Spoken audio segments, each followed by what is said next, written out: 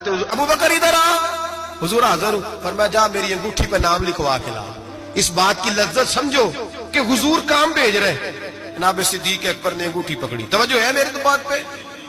حضور نے فرمایا اس پہ نہ اللہ کا نام لکھوا کے لا۔ کس کا؟ صرف اللہ کا۔ حضور نے بھیجا۔ عقیدہ دیکھیں، اللہ کافی ہے، اس میں شک، لیکن جسے اللہ منوائے اسے بھی ماننا پڑے گا۔ فرمایا جا اللہ کا نام لکھوا کے لا۔ حضرت ابو بکر صدیق کہتے ہیں میں انگوٹھی لے کے گیا، مصور کو کہا اللہ کا نام لکھ دے، کہتے ہیں اچانک میرے دل میں خیال آیا صرف اللہ کا نام۔ حضور کا حکم کیا ہے؟ کہتے ہیں میرے دل میں خیال آیا صرف اللہ کا نام۔ کہتے ہیں میں نے اس کو کہا میرا اللہ کا نام نہ لکھنا، ساتھ میرے مصطفیٰ کا بھی لکھ دو۔ صرف اللہ کا نہ لکھنا، حضور کا بھی لکھو۔ نبی پاک کا حکم کتنا ہے؟ اللہ کا ساتھ میرے نبی پاک کا بھی لکھو۔ حضرت ابو بکر نے 2 نام لکھوائے، فرماتے میں جب تک مسجد نبوی آیا نام 2 تھے، سارے رستے میں دیکھتے آیا اللہ اور محمد 2 نام تھے۔ جب مسجد نبوی میں انگوٹھی لا کے حضور کو پیش کی نا تو حضور نے فرمایا ادھر آنا۔ میں قریب آیا، فرمایا تجھے کہا تھا صرف اللہ کا نام لکھوانا، تو 3 لکھوا لایا ہے۔ کہا حضور یہ تیسرا کہاں سے آ گیا ہے؟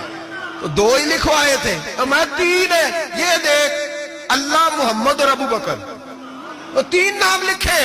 جناب صدیق اکبر کہنے لگے حضور قسم اللہ کی عزت کی، آپ کا میں نے لکھوایا، اپنا نہیں لکھوایا۔ امام رازی کی تفسیر کبیر، آپ کا لکھوایا، اپنا نہیں لکھوایا۔